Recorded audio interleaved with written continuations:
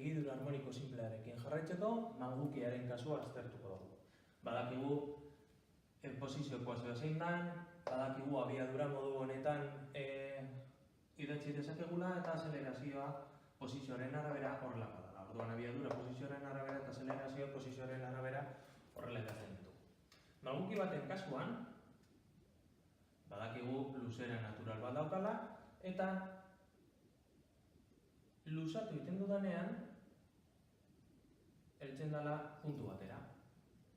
Luzatu dudana elongazioa L-ken L0 izango da, bere posizio naturaletik zenbat urrundu dudan. Eta malgukia ez badut aldatzen, asko luzatzen badut, egingo duen mugimendua gora indar handiarekin egingo du, eta gitxi luzatzen badut indar txikiarekin egingo du. Orduan, malgukiaren indar elastikoa, malgukiaren elastikotasun konstantea eta zenbat luzatu dudanaren arteko erlazioa da eta gainera mugimenduaren kontrakoa. Orduan, Hooken legeak esaten digu, indar batek eman ahal digun indarra edo zein indarrarekin erantzungo digun,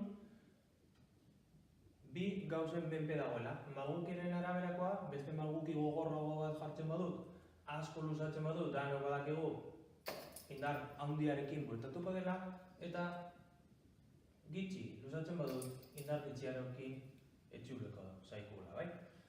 Orduan, Hooken legeak esaten digu, K biderekiz eta minus bat aurretik.